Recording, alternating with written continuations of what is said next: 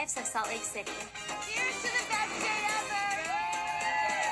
Has anyone asked me about the real shit I've gone through with Todd and the infidelity that we have had in our situation?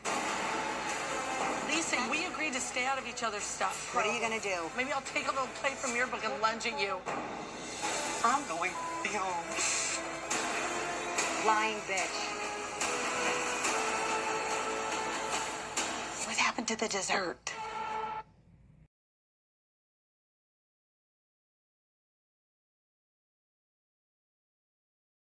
Copyright disclaimer under Section 107 of the Copyright Act 1976.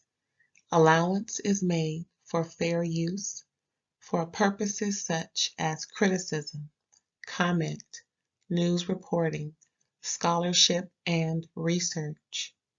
Fair use is a use permitted by copyright statute that might otherwise be infringing.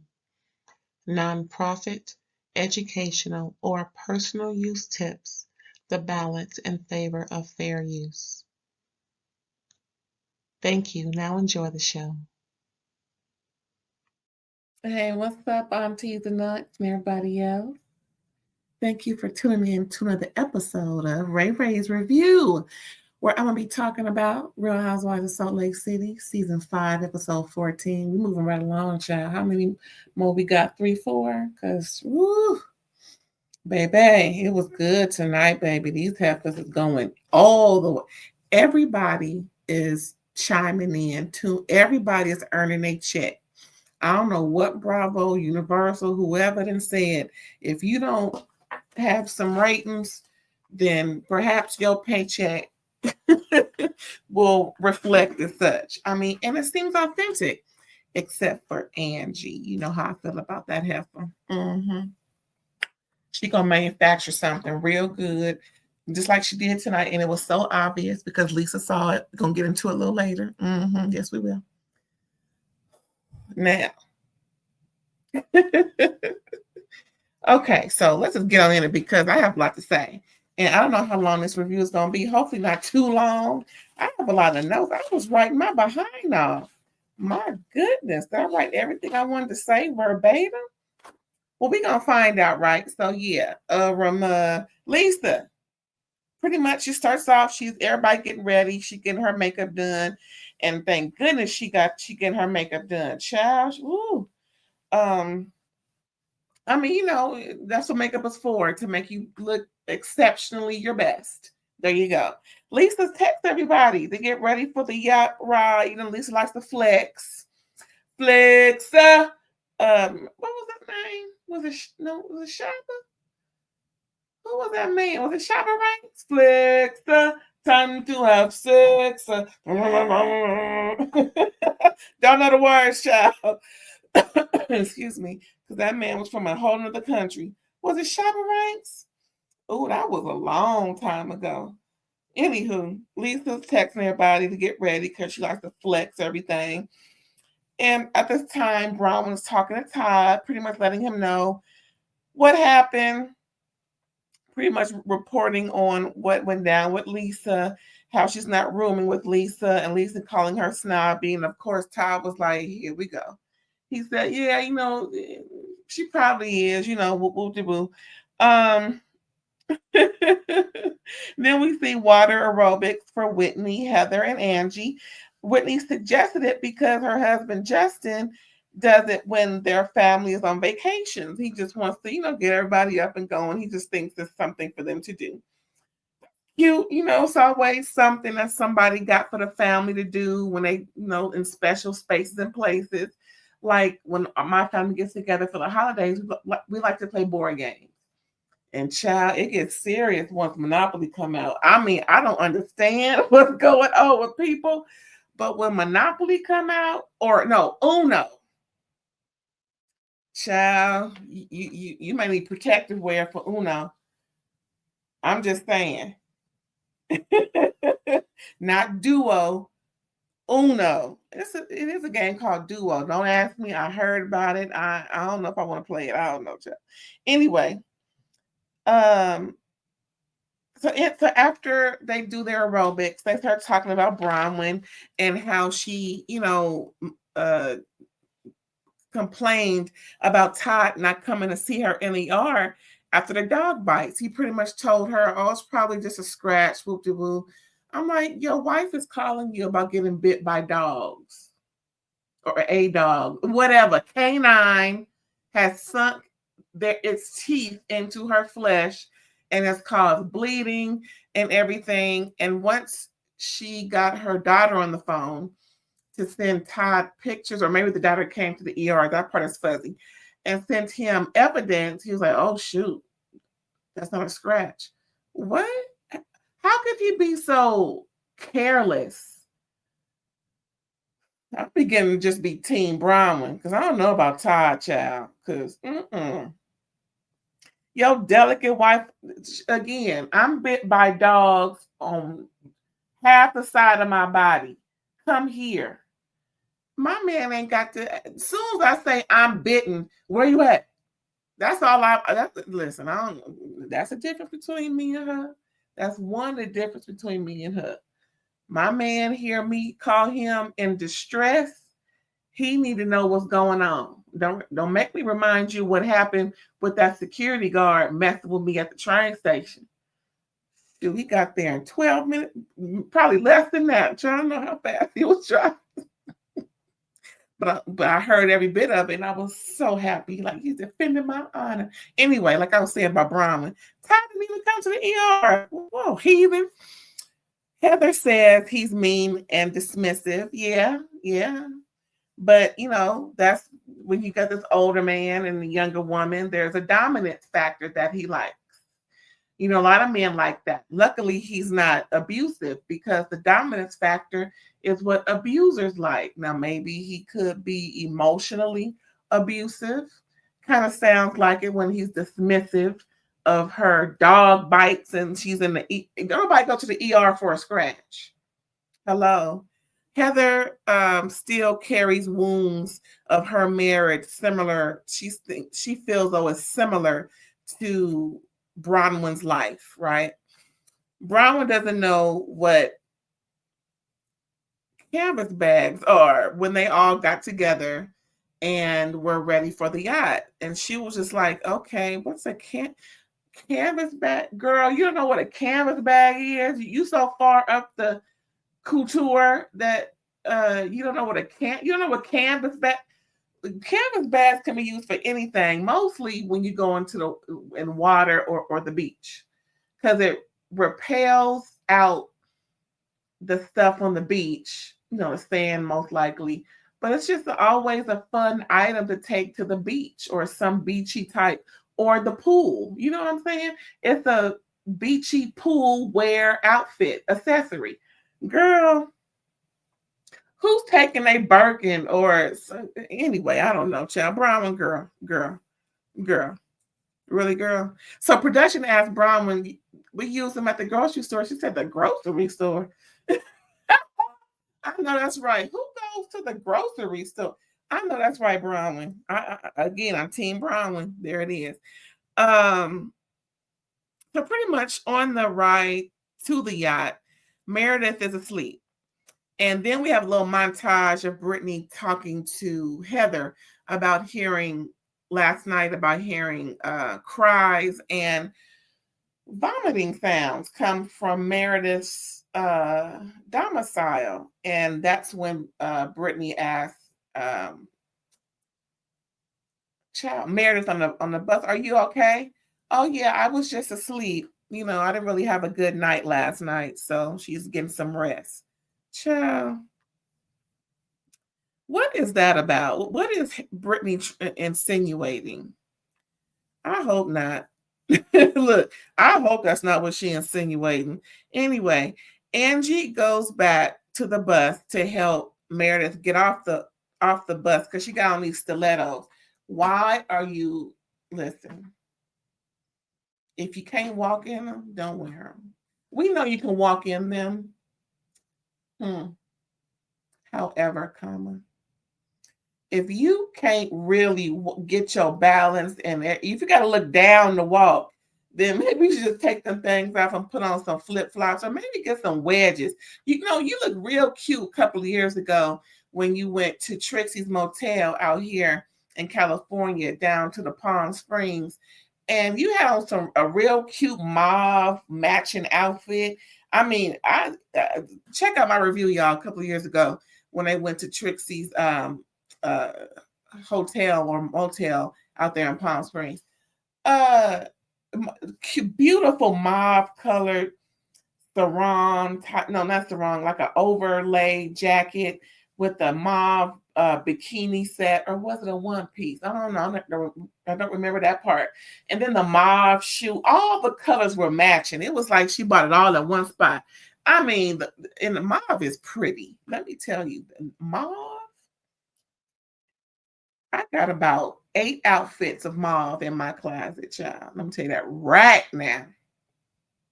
And everything. Ooh, I'm gonna put some on and show you one day. Mm-hmm. Mama, child. Anyway, let me get off of me and get back to this this review. Where was I? I'm looking at my notes. Where was I on my notes, child? Yeah, walking these stilettos. Anyway, so Whitney is tossing the drinks back. They're on the yacht. You know, Whitney couldn't wait to get them drinks down her throat.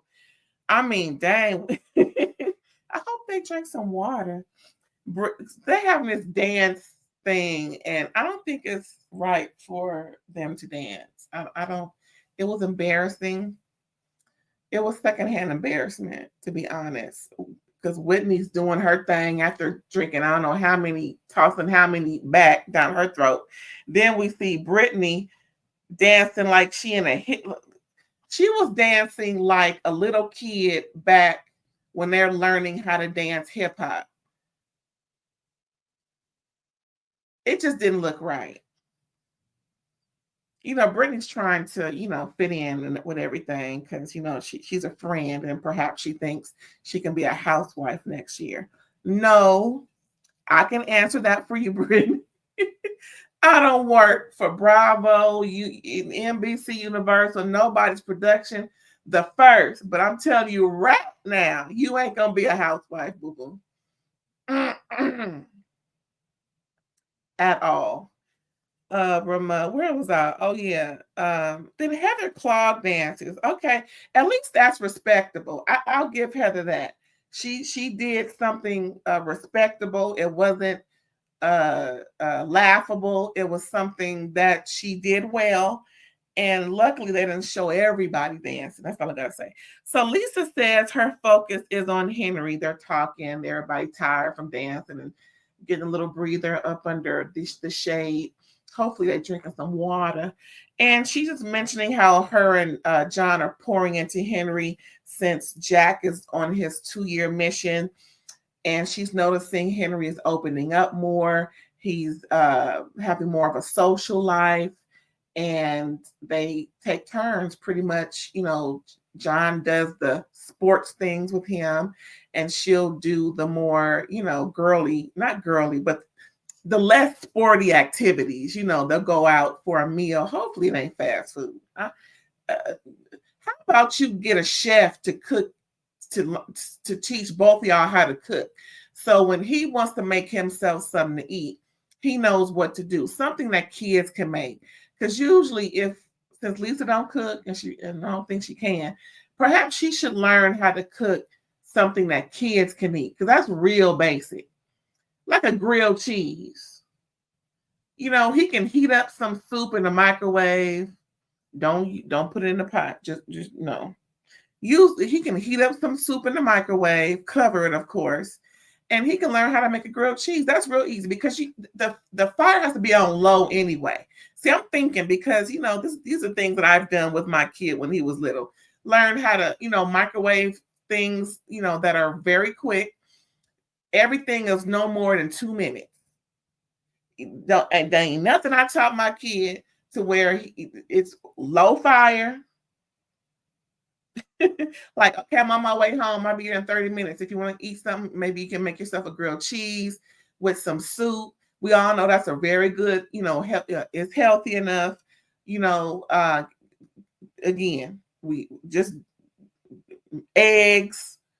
You know what I'm saying? Just something real simple, because Lisa, your son got what, 5 more years left at the house? Girl. Anyway, so then when Lisa is, chiming in, I mean, the girls are chiming in because they know him. Oh, yeah, I remember when he does this or he does that, and complimenting him on his hobbies.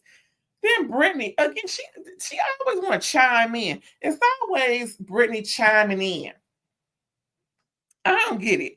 So Brittany chimes in and says, I'm hurt because no one supported me when I spoke about my daughter. I've already said that she and I have not been close, and I haven't really seen her, and she came and spent the night, and it was just crickets. No one really said anything.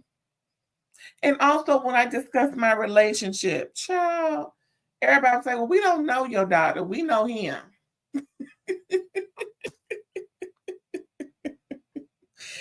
And, Bronwyn chimed in, and Brittany called Bronwyn a bitch child. And Bronwyn was like, oh, really? All because Bronwyn was making faces. I ain't gonna front. Bronwyn was sick and tired like everybody else, but it was showed on Bronwyn's face. That's why I like Bronwyn. I don't care what nobody said.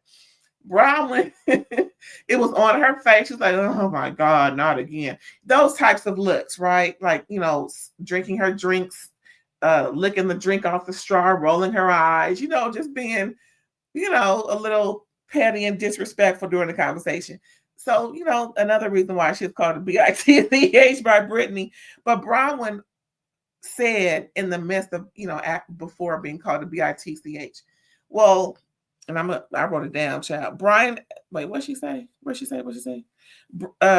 Bronwyn suggests to Brittany if she likes talking about her daughter or actually, spending time with her daughter.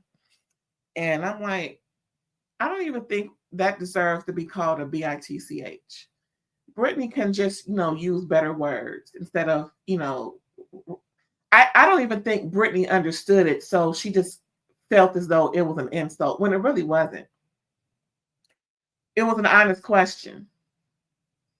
Anywho, I think Brittany has a hard on for Bronwyn, and pretty much that's it with them. Bronwyn asked Lisa to stick up for her. Lisa's sitting right next to Brittany. Lisa is really upset. I mean, Bronwyn is upset because Lisa doesn't stick up for her in times like this. But Lisa wants Bronwyn to stick up for her. See the hypocrisy? And that's the thing that Bronwyn keeps chiming in to Lisa about. Lisa thinks that Bronwyn needs to be a big girl and put her big drawers on. I'm like, Bronwyn says it's hard to be a stepmom and be with an older man and deal with the infidelities that come with it. And she's, pretty much she started saying all that because she's feeling very vulnerable in this moment after going back and forth with Lisa, and Lisa not respecting her like Lisa wants Bronwyn to respect her in arguments. And the one thing, I was surprised Bronwyn said that, because based off of the relationship she has with these ladies thus far, I would have not divulged all of that. Semicolon, however, comma. The one thing that was latched on was by Whitney. Of course, Whitney is bringing it. I mean, I'm just saying, Whitney latched on to the infidelity piece.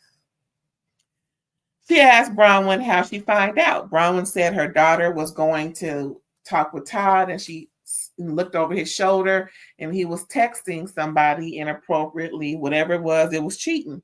Bronwyn confronted him about it, and he said, yeah, pretty much. Then he pretty much wooed her, promised that there are 5 things that he promised her that he wouldn't do, and pretty much jewelry was the makeup. I'm like, oh, okay.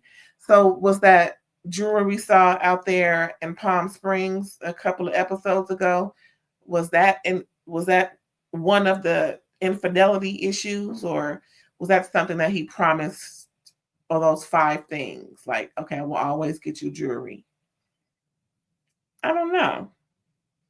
Since she mentioned jewelry, I'm just saying, ooh, that $4 million necklace and $1.4 million diamond studs. Was it 4 carats?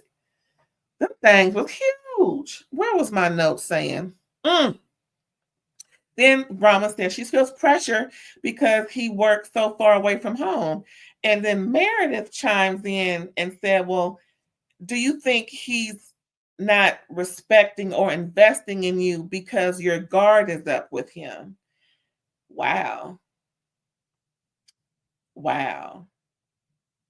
In the confessional, Whitney's like, F Todd. Me too. I'm Team Bronwyn. You know, even though I did like the way Todd handled folks back then. I'm Team Bronwyn. Todd got some making up to do in order for him to get back in my good graces. Now, I know Bronwyn's still with the man carrying on, but we gonna find out. We gonna find out. Bronwyn feels she loves him more than he loves her.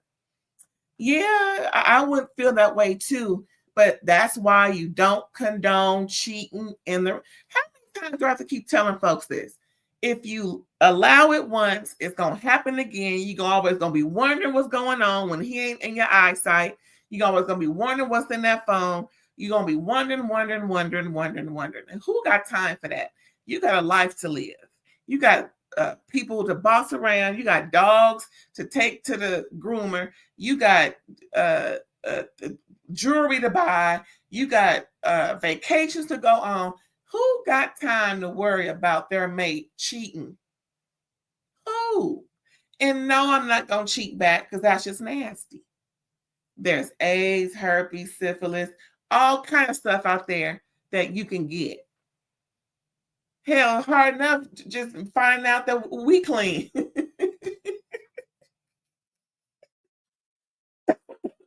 Just saying. Everybody got time for all that. And I don't see how y'all do that. You know, well, if he cheat, I'm a cheat too, or vice versa, or take him back. How do you know he or she ain't coming back with something? Let me stop because this ain't even about me. What was I saying? Where are my notes, child? What did I say?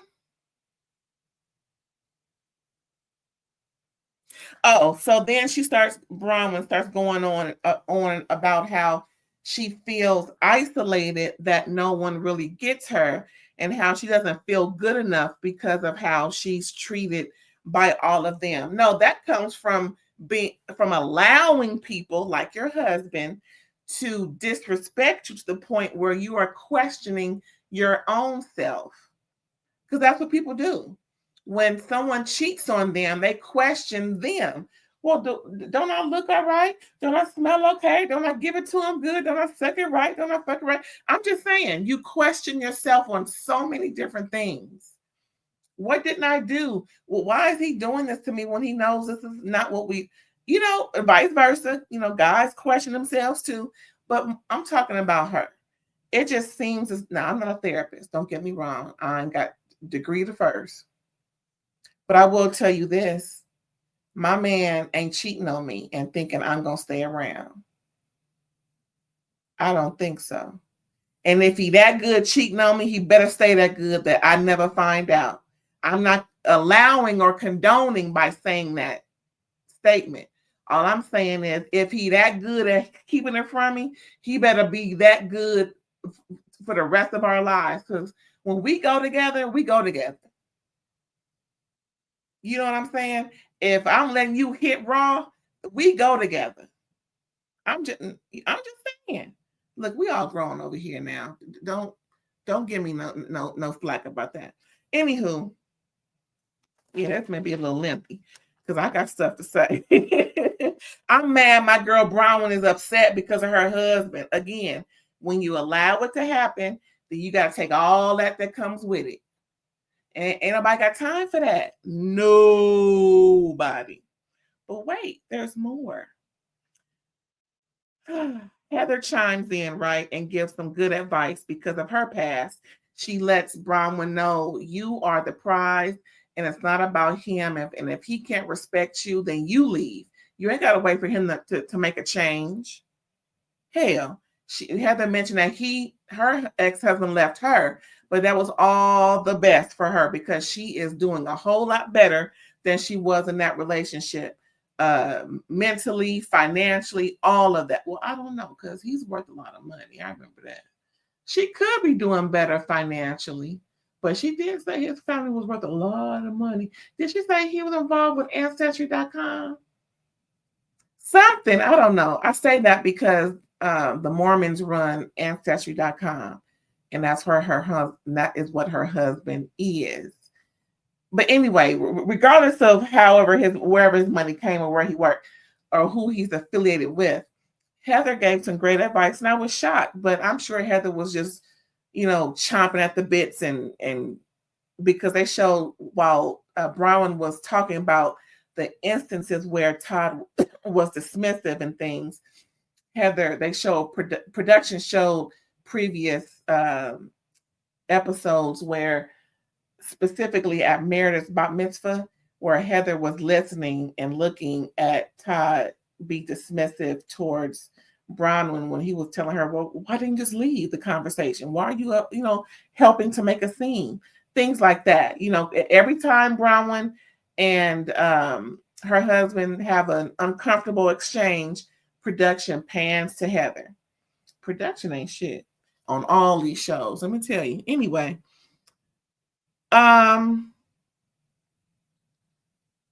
also Meredith offered her own sentiments too. Pretty much, we all know how her and Seth went through it before. And she mentioned she was tearful because it's a soft spot. And she mentioned how perhaps you guys just need to pour into each other to get all the outside. I'm paraphrasing, to get all the outside noise. But what Meredith did say was pour into each other so that you guys can focus on each other to make your marriage work. Now that's some advice for that ass. Then here come Angie bringing up the rear. She didn't know what to say. She just offers sentiment on having a demanding husband like Todd and how she supports him, but it's difficult because as soon as they get done with one business, he opens another one, and it's so hard for her. She's not 20 anymore, and she's tired. But she supports her husband. Okay, and okay, I was a little rude there, but still, I didn't really see how that was supportive to the conversation other than stick by your man. Is that what she's trying to say? And of all people who don't say nothing is Lisa. All Lisa does is just gets up and just hugs Bronwyn and thanks her for sharing. Ain't that a bitch? Girl. So anyway, they come back and they start eating on some stuff. And Bronwyn is talking with Angie and Whitney, and they all see how Lisa didn't really come to Bronwyn with anything but a hug for sharing. And Heather shows up just in time, comes for more tea being spilled. Bronwyn thanks everybody for their sentiment, but Bronwyn mentions how she thinks Meredith and Lisa defended Todd and kind of blamed her. And that's what Heather was saying. Yeah, when she suggested that your guard is up too much for him to pour into you, whatever Heather said. That was the gist of what Heather said. And they all saw it. And I was like, yeah, but there were honest questions because they don't know Bronwyn. Everybody sees a tough shell with Bronwyn because that's who she is.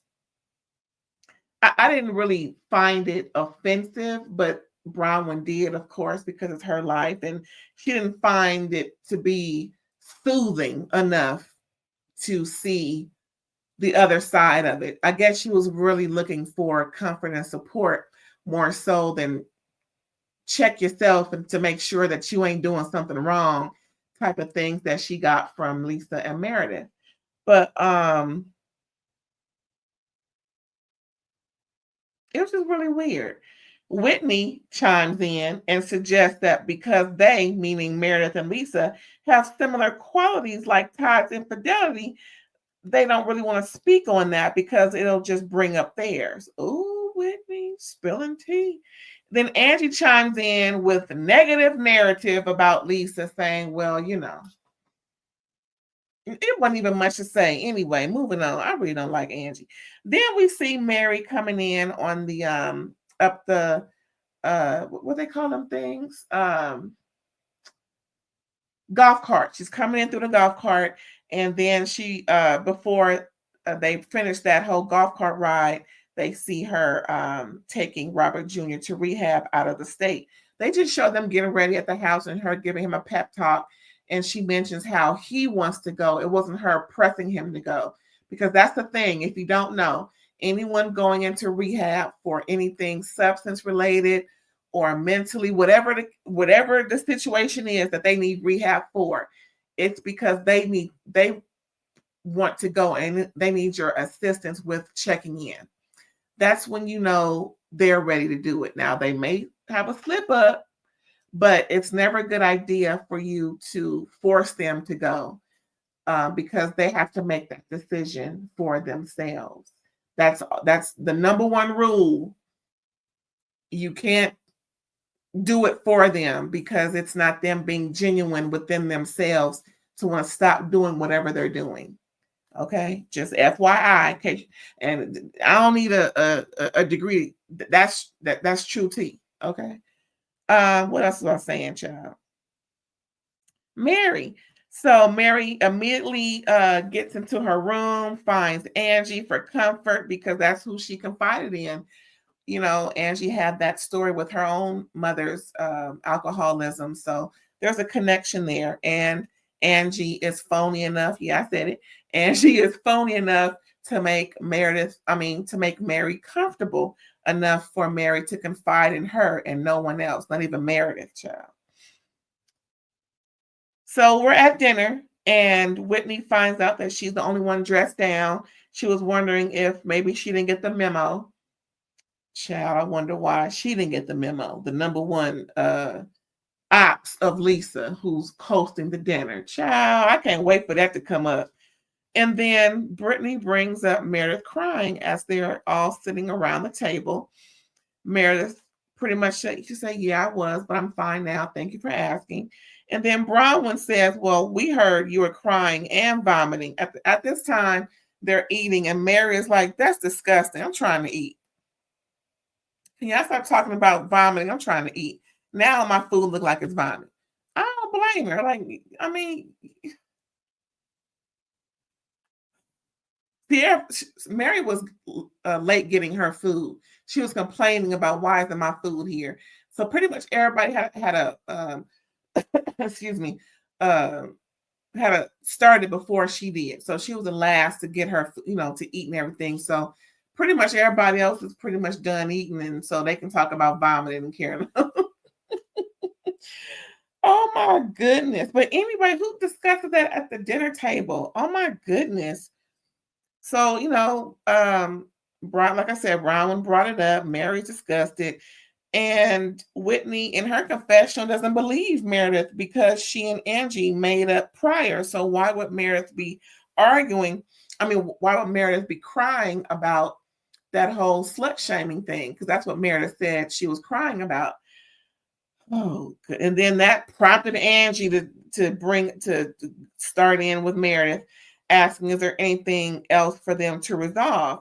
And then Lisa chimes in and about how it's good that Meredith expresses herself. She needs to say whatever she needs to say. And then Angie warns Lisa to stay out of it, like you told me to stay out of your mess. We already discussed this, Angie said, and you are not to jump in or chime in when I'm going through whatever I'm going through. Then Lisa and Angie start arguing. And in the midst of the argument, Lisa says that Angie incites issues. I wholeheartedly agree. I can't believe I'm agreeing with Lisa. Child, I can't believe I'm agreeing with Lisa, but that is a true statement. And then Whitney chimes in and tells Lisa she's a dictator. And Lisa and Whitney don't see it for each other because, Lisa said, Whitney, you're lucky to be here. You're lucky I'm even looking at you and talking to you. Lisa calls Whitney a liar and a bitch, and she is not a victim. Now here we go. Didn't we learn a year ago and 2 years ago and possibly 3 years ago, not to weaponize Whitney's childhood trauma in an argument. That's what she told Heather. And I'm sure we're going to hear about this next episode. But Lisa said the same to you, Lisa. I mean, Whitney said the same to you, Lisa, and pretty much kept it on mute. Bronwyn chimes in, and then Lisa said, not right now, Bronwyn. I'll deal with you later. What? Deal with me later? Brown was like, oh, so you can chime in on things, but I can't chime in on your stuff? Child, Lisa is deflecting. Angie is defending Bronwyn to Lisa. I mean, when Bronwyn confronts Lisa about not consoling her on the yacht and everything, I'm shocked Angie said something profound. She was defending Bronwyn. And even immediately after Lisa didn't say anything to Bronwyn, that was kind of messed up. So Lisa just starts, got quiet, started crying, and said she's going home.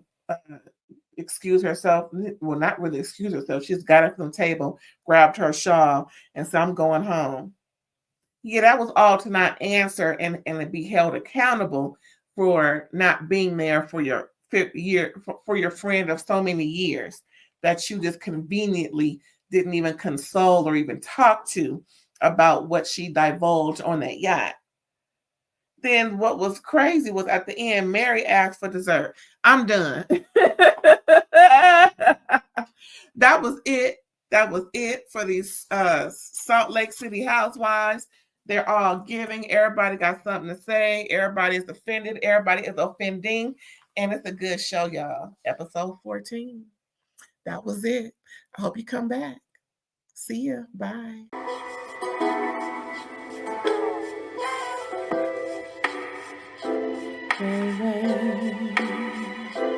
All day.